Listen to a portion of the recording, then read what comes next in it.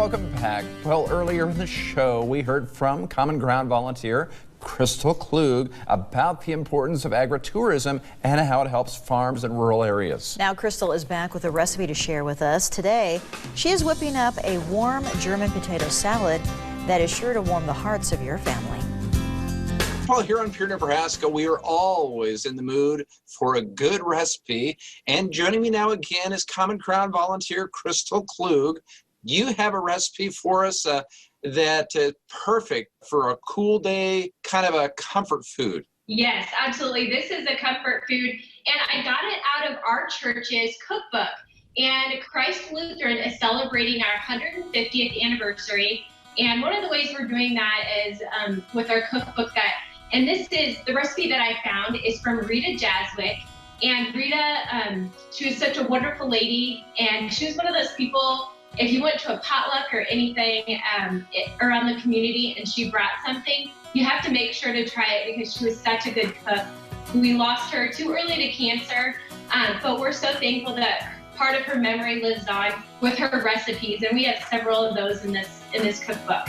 So I am making a warm German potato salad, and you're gonna start off by boiling your potatoes. And Rita says always to make sure to salt your water when you boil your potatoes. While those are cooking, you can make prepare the rest of the dish. First, we're gonna cook the bacon, and we're gonna save all the drippings. So you know it's gonna be a good recipe if you're using bacon fat.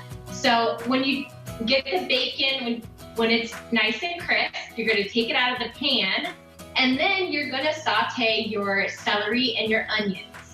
And then when those are done, you're gonna take those out with a slotted spoon, add a little bit of flour, and then you're gonna add your vinegar and your sugar. I don't like things to be overly sweet, and so I went ahead and cut the sugar and the vinegar by half.